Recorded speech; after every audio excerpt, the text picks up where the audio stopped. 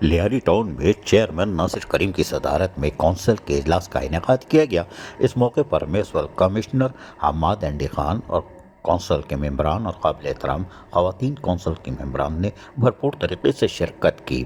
اجلاس town office میں جہاں ہوا چیئرمین ناصر کریم بلوچ اور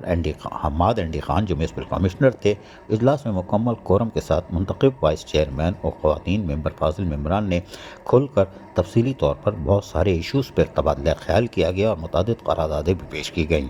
تاہم لیاری ٹاؤن میں آمدنی کے ریسورسز کو بڑھانے پر خصوصی طور پر کچھ تجاویز بھی کونسل کے ممبران نے دی کہ اگر ہم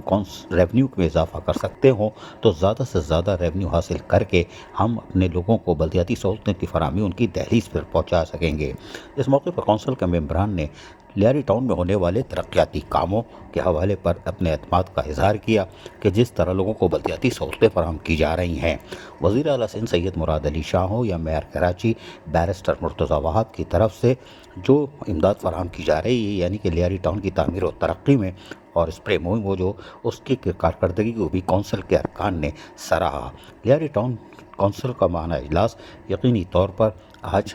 اہم ایشوز پر بھی تھا اور جس کی متعدد قراردادیں بھی منظور کر لی گئیں۔ عزیز عارف، KBS بلدیاتی نیوز کراچی۔ ایسی ہی خوبصورت ویڈیوز فیوچر میں حاصل کرنے کے لیے ریڈ بٹن پر کلک کر کے اور بیل آئیکن کو پریس کر کے ہم سب کے سبسکرائبر بننا مت بھولیے۔